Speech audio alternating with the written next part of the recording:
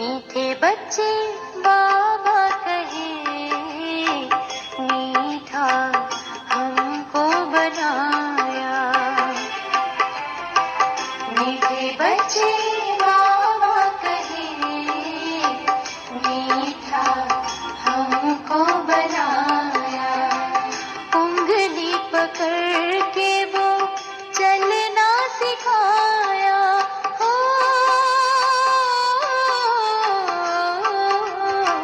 सबका प्यारा बनाया। मीठा हमको बनाया।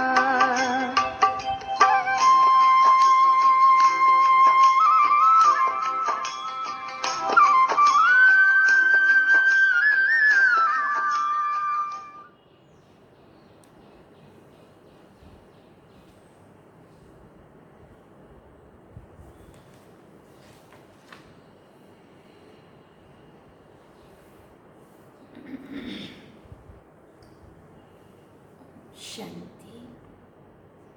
बाबा गुड मॉर्निंग।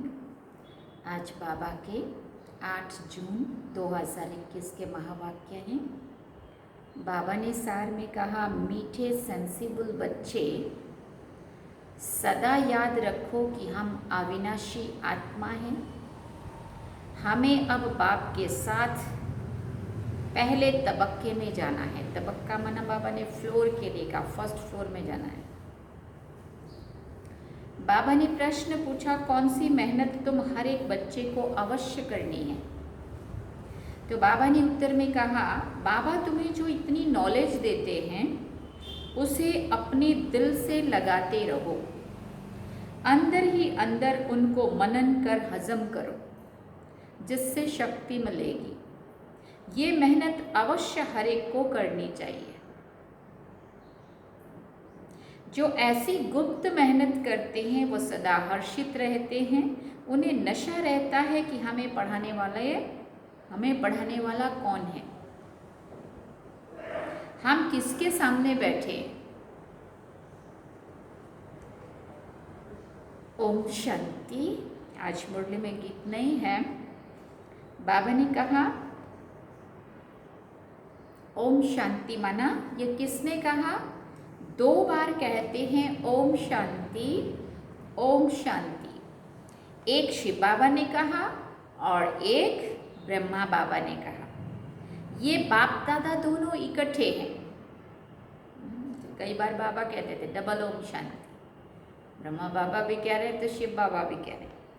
तो बाबा कहते दोनों को बोलना पड़े, क्योंकि दोनों इकट्ठे, इसलिए दोनों को बोलना पड़े ओम शांति, ओम शांति। अब पहले किसने कहा, बाद में किसने कहा? तो बाबा कहते पहले शिव बाबा ने कहा ओम शांति, मैं शांति का सागर हूँ। फिर बाबा पूछते पीछे किसने कहा? दादा की आत्मा ने कहा। बच्चों को याद दिलाते हैं ओम शांति, मैं तो सदैव देही अभिमानी हूँ, कभी देह अभिमान में नहीं आता हूँ। एक ही बाप है जो सदैव देही अभिमानी रहते हैं। ब्रह्मा विष्णु शंकर ऐसे नहीं कहेंगे। तुम जानते हो ब्रह्मा विष्णु शंकर का भी सूक्ष्म रूप है। तो ओम शांति करने वाला एक शिव बाबा है जिसको कोई शरीर नहीं है। बाप तुमको अच्छी रीति समझाते हैं और कहते हैं कि मैं एक बार ही आता हूँ, मैं सदैव देही अभिमानी हूँ, मैं पुनर्जन्म में नहीं आता हूँ, इसलिए मेरी महिमा ही न्यारी है। मुझे कहते हैं निराकार परमपिता परमात्मा। भक्ति मार्ग में भी शिव के लिए कहेंगे शिव निराकार परमपिता परमात्मा है। निराकार की पूजा होती है, वो कभी देह में नहीं आते हैं, अर्थात देह अभिमानी नहीं बनते हैं। अच्छा, फिर उनके नीचे आओ सूक्ष्म वतन में, जहाँ ब्रह्मा विष्णु शंकर रहते हैं। बाबा कहते शिव का नाम रूप तो देखने में नहीं आता है, चित्र बनते हैं, लेकिन वो है निराकार, वो कभी साकार नहीं बनते। पूजा भी निराकार की ही होती है। बच्चों की बुद्धि में सारा ज्ञान रहता है। भक्ति तो की है, चित्र बच्चों ने देखा है। तुम जानते हो सतयुग में ना तो चित्रों की भक्ति होती ना विचित्र की भक्ति होती।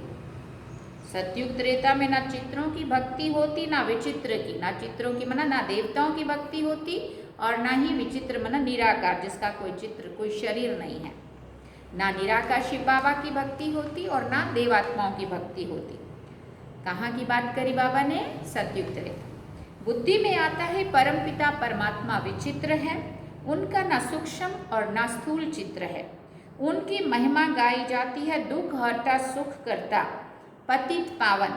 तुम और किसी के चित्र को पतित पावन नहीं कहेंगे। कोई भी मनुष्य नहीं जिसकी बुद्धि में ये बात हो। ब्रह्मा विष्णु शंकर है सूक्ष्म वतनवासी, पहला तबक्का। फिर दूसरा तबक्का ऊंच से ऊंच मूल वतन, उस तबक्के में रहने वाला है परमपिता परमात्मा। फर्स्ट फ्लोर में कौन रहता है? ग्राउंड फ्लोर में हम सभी जीवात्मा है और फर्स्ट फ्लोर माने सूक्ष्म वतन, पहला फ्लोर, उसमें ब्रह्मा विष्णु शंकर सूक्ष्म वतन सूक्ष्म शरीरधारी देवात्माएं, और बाबा कहते हैं सेकंड फ्लोर दूसरा तबक्का मूल वतन, उसमें परमपिता परमात्मा रहते। सेकंड नंबर तबक्के में सूक्ष्म शरीर वाले हैं, थर्ड तबक्के में स्थूल शरीरधारी हैं। इसमें मूंझना नहीं है। 3 लोग हैं ना, तो पहले हम सारे, बीच में फिर सूक्ष्म वतन में सूक्ष्म शरीरधारी देवताएं और फिर मूल वतन में परमात्मा शिव बाबा। ये बातें सिवाय परमपिता परमात्मा की और कोई समझा नहीं सकता है। ऊपर में सृष्टि है आत्माओं की, सृष्टि माने दुनिया, जिसको निराकारी दुनिया कहते हैं, उसको कहा जाता है निराकारी दुनिया। हम सब आत्माओं की दुनिया, इनकॉर्पोरियल वर्ल्ड। फिर हम आत्माएं कॉर्पोरियल वर्ल्ड में आती हैं, इस साकारी दुनिया में आती, वहां है आत्माएं और यहाँ है जीव आत्माएं। ये बुद्धि में रहना चाहिए। बरोबर हम निराकारी बाबा के बच्चे हैं। हम भी पहले निराकार बाप के पास रहते थे। निराकारी दुनिया में आत्माएं रहती हैं जो अभी तक पार्ट बजाने के लिए आते रहते हैं साकार में, ऊपर से आत्मा, इसीलिए नीचे आके जनसंख्या बढ़ती जाती है। अभी भी आत्माएं ऊपर से बाबा कहते आती रहती हैं पार्ट बजाने के लिए। वो हो गया निराकार बाप का वतन। हम आत्मा है, ये नशा होना चाहिए। हमारा ओरिजिनल स्वरूप बाबा याद दिला रहे, हम आत्मा है, ये नशा होना चाहिए। अविनाशी चीज का नशा रहना चाहिए, विनाशी चीज का थोड़ी होना चाहिए। जो देह नाशवान है इसका क्यों नशा होना चाहिए? बाबा कहते जो अविनाशी में आत्मा हो इसका नशा होना चाहिए। देह के नशे में वाले को देह अभिमानी कहा जाता है। देह अभिमानी अच्छे व आत्माभिमानी अच्छे? बाबा पूछ रहे, क्वेश्चन मार्क। देह अभिमानी अच्छे या आत्माभिमानी अच्छे? सेंसिबल कौन?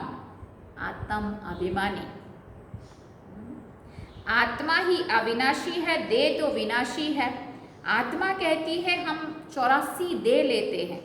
हम आत्मा परम धाम में बाप के साथ रहने वाली हैं, वहाँ से आते हैं यहाँ पार्ट बजाने।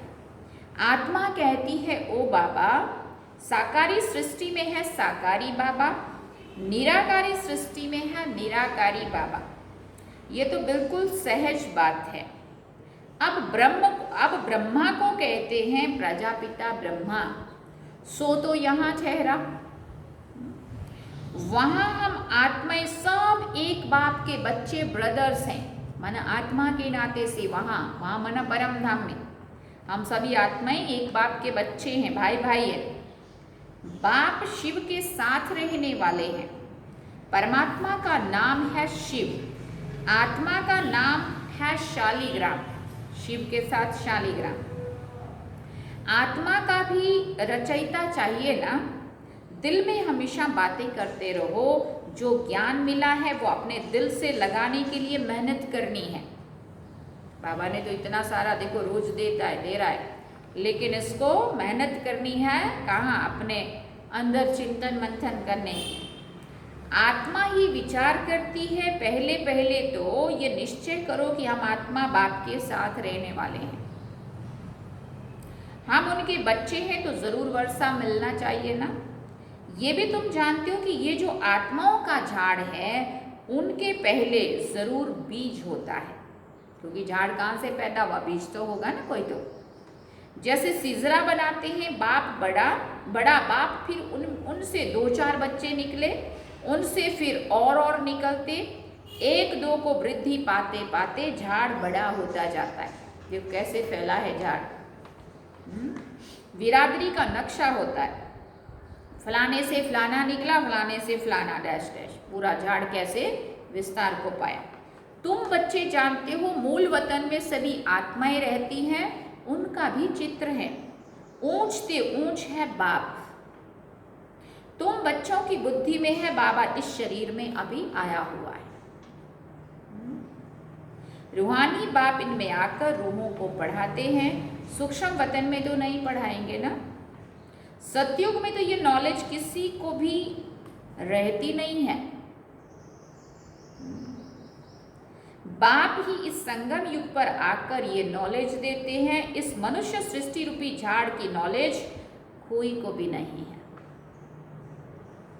कल्प की आयु ही बहुत बड़ी लिखती है। अभी बाप तुमको समझाते, बच्चे क्या समझाते, बच्चे अभी तुमको फिर घर चलना है। वो है आत्माओं का घर। कौन से घर चलना है, आत्माओं के घर चलना है। बाप और बच्चे रहते हैं, सभी ब्रदर्स हैं, सभी आत्मा स्टार, सभी बाबा के साथ परम धाम अपने घर में। ब्रदर्स और सिस्टर तब कहा जाता है जब यहाँ शरीर धारण करते हैं। मेल फीमेल कब बनते हैं, जब यहाँ दुनिया में आकर के आत्मा देह रूपी वस्त्र धारण करती है। हम आत्माएं सब भाई भाई हैं। भाई का जरूर बाप भी होगा ना। वो है परमपिता परमात्मा। सभी आत्माएं शरीर में रहते हुए उनको याद करती हैं। सतयुग त्रेता में कोई याद नहीं करते हैं। हाँ, बाबा ने ऊपर भी कहा ना चित्र को याद करते हैं ना विचित्र को याद करते हैं। सतयुग त्रेता 2 युगों तक ना कोई मंदिर होता है, ना कोई तीर्थ यात्राएं होती है, ना कोई गुरु होते हैं, ना निराकार शिव बाबा होता है। सिर्फ और सिर्फ देवताएं आनंद मंगल करते हैं, बस वहाँ पे सुख भोगते हैं। ना कोई पूजा पाठ, ना भक्ति, ना तप, ना शिव बाबा की याद, ना देवताओं की पूजा पाठ, कुछ भी नहीं। सतयुग त्रेता में कोई को याद नहीं करते हैं। पतित दुनिया में सभी उनको याद करते हैं, क्योंकि सब रावण की जेल में है। अब याद क्यों करते हैं, क्योंकि दुख में सिमरन सब करे। रावण की जेल में है, आत्माएं दुखी है। सीता पुकारती थी हे राम। बाप समझाते हैं राम कोई त्रेता वाला याद नहीं आता है।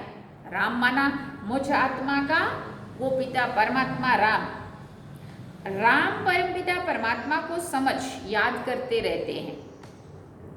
आत्मा पुकारती है अभी तुम बच्चे जानते हो आधा कल्प फिर हम किसी को पुकारेंगे नहीं।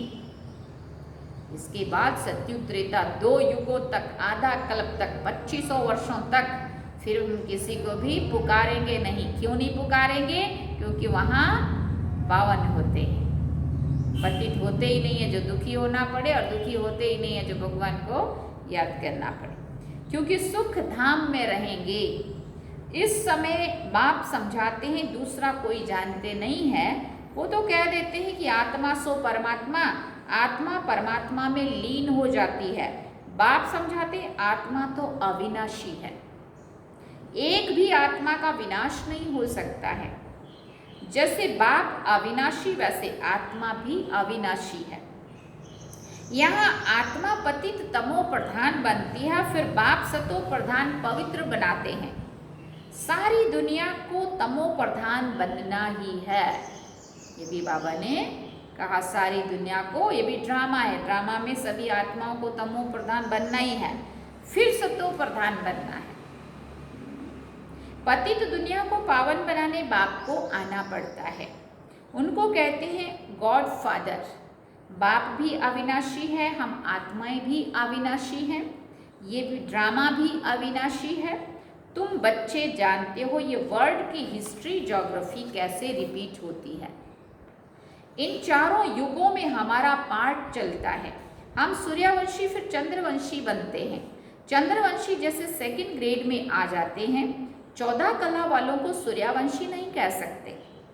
वास्तव में देवी देवता भी उन्हों को नहीं कह सकते। 14 कला वालों को बाबा ने कहा देवी देवता संपूर्ण निर्विकारी, 16 कला संपूर्ण को कहा जाता है।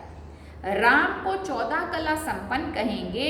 बाबा ने कहा उनको भी देवता से क्षत्रिय कह दिया। देवता, क्षत्रिय, वैश्य और शूद्र जो 4 वर्ण आते हैं ना, वैसे उनको भले देवता कहते हैं, परंतु 16 कला संपूर्ण को, सूर्यवंशी को देवता और त्रेता को, चंद्रवंशी को क्षत्रिय कहा गया। इसीलिए राम को तीर कमान दिखाया, क्षत्रिय की निशानी, और सूर्यवंशी को अपना झूले पे झूलना, रास करना, बांसुरी बजाना, संपूर्णता की निशानी। बाबा कहते तुम्हारे ही राम को 14 कला संपन्न कहेंगे। तुम्हारे ही 84 जन्मों का हिसाब समझाया जाता है। नई चीज फिर पुरानी होती है तो मजा नहीं रहता है। पहले संपूर्ण पवित्र रहते हैं, फिर थोड़े वर्ष पास होंगे तो थोड़ा पुराना कहेंगे। मकान का भी मिसाल दिया जाता है ना, ऐसे हर चीज होती है। ये दुनिया भी एक बड़ा मांडवा है। मांडवा माना बड़ा मंच। ये आकाश तत्व बहुत बड़ा है, इसका कोई अंत नहीं है। इनकी एंड कहाँ होती है वो निकाल नहीं सकते हैं। चलते जाओ, एंड नहीं हो सकती। महतत्व, ब्रह्म महतत्व की भी कोई एंड नहीं हो सकती। यूं साइंस वाले कितनी कोशिश करते हैं एंड देखने की, लेकिन जा नहीं सकते हैं, अंत पा नहीं सकते हैं।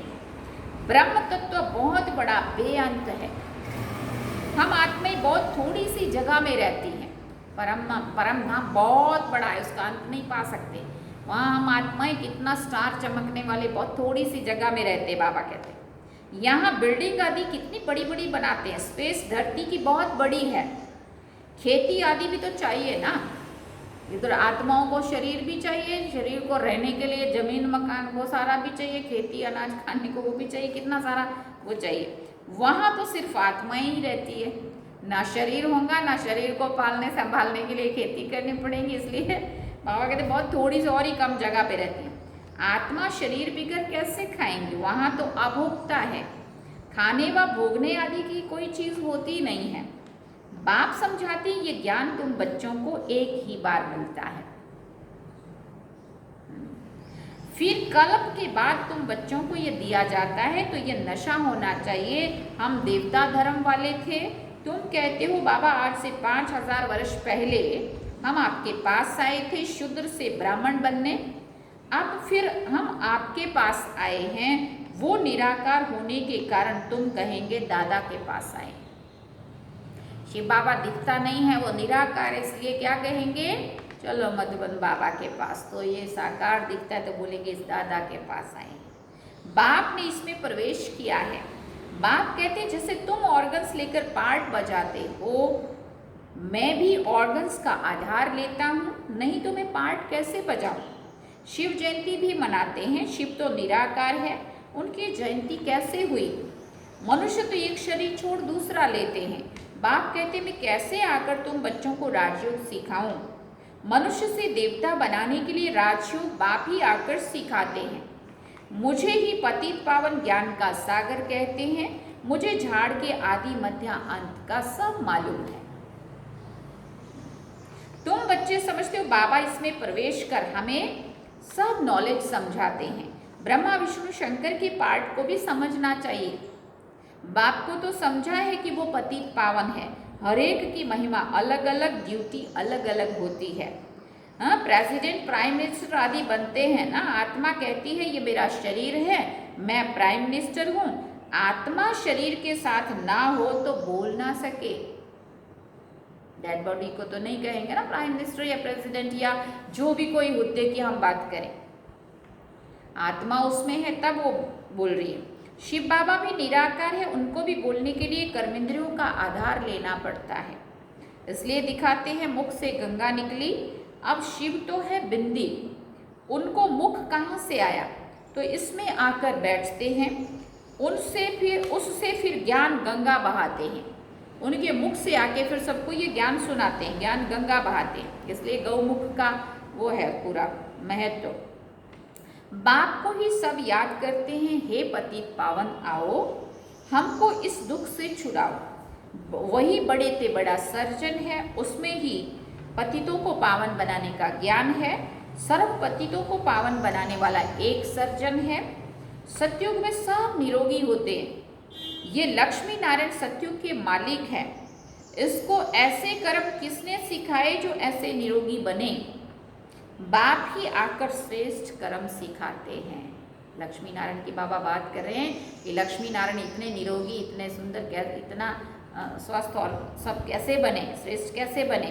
बाबा ने अभी आकर के उनको इतना श्रेष्ठ कर्म सिखाया जिससे वो ऐसे बने। यहाँ तो कर्म ही कूटते रहते, कर्म ही कूटते रहते मना अपने कर्मों का सुख दुख भोगते रहते।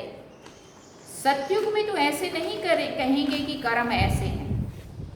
कोई भी कर्म का ऐसा कोई फल दुख के रूप में भोगना नहीं पड़ेगा जो ऐसा बोलना पड़े कि कर्म कूटते। वहां कोई दुख या रोग भी नहीं होता है।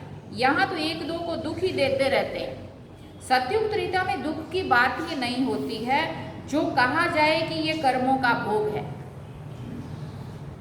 कर्म अकर्म विकर्म का अर्थ कोई समझ ही नहीं सकते हैं। तुम जानते हो हर एक चीज पहले सतो प्रधान फिर सतो रजो तमो बनती है। सतयुग में 5 तत्व भी सतो प्रधान रहते हैं। हमारे शरीर भी सतो प्रधान प्रकृति के होते हैं। फिर आत्मा की जब 2 कला कम होती है तो कला कम होने से शरीर भी ऐसे बनते हैं।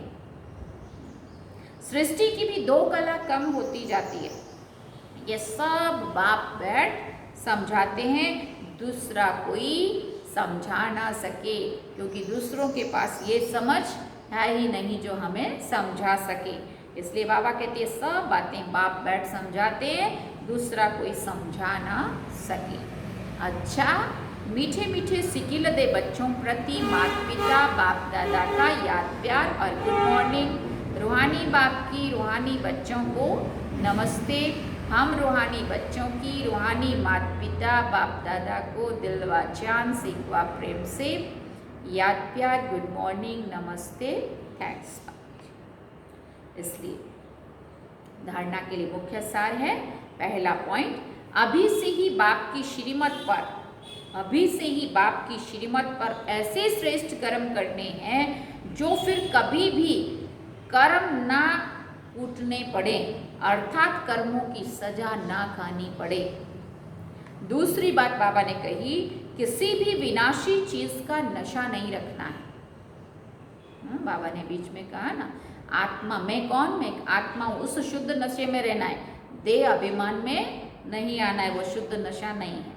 किसी भी विनाशी चीज के नशे में नहीं रहना है, देह भी नाशवान है, ये देह भी विनाशी है, इसका भी नशा नहीं रखना है। सेंसिबल बनना है, समझदार बनना है। वरदान में बाबा ने कहा, फरमान की पालना द्वारा सर्व अरमानों को खत्म करने वाले माया प्रूफ भव। फरमान की पालना द्वारा सर्व अरमानों को खत्म करने वाले माया प्रूफ भव। अमृत वेले से लेकर रात तक दिनचर्या में जो भी फरमान मिले हुए हैं, उसी फरमान अपनी वृत्ति, दृष्टि, संकल्प, स्मृति, सर्विस और संबंध को चेक करो। जो हर संकल्प, हर कदम फरमान को पालन करते हैं, उनके सब अरमान खत्म हो जाते हैं।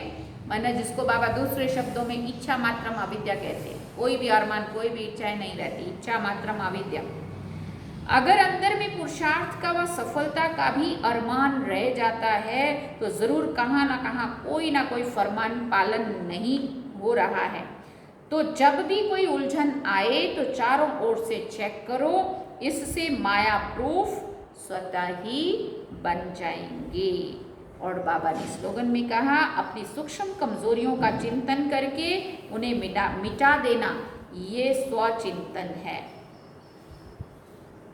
अपनी सूक्ष्म कमजोरियों का चिंतन करके उन्हें मिटा देना, यही स्वचिंतन है। अच्छा, ओम शांति। थे आज के बाबा के महावाक्य। बाबा ने सार में कहा, मीठे सेंसिबल बच्चे, सदा याद रखो कि हम अविनाशी आत्मा हैं। हमें अब बाप के साथ पहले तबक्के में जाना है, फर्स्ट फ्लोर में जाना है। अच्छा, शांति अब बाबा को याद करेंगे।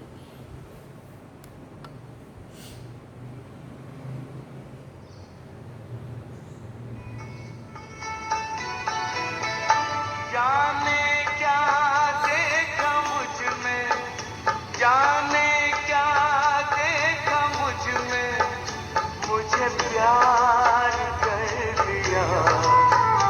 मेरे लाडले कहा, मेरे लाडले कहा, आंचल में भर लिया। जाने क्या देखा मुझ में,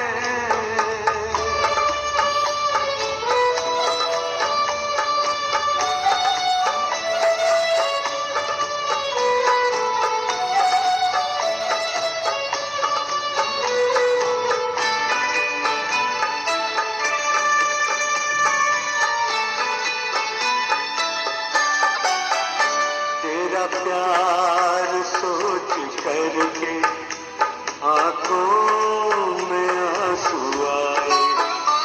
मोती इन्हें बना कर दिल में लिया समाए। नैनों से जादू करके, नैनों से जादू करके गम सा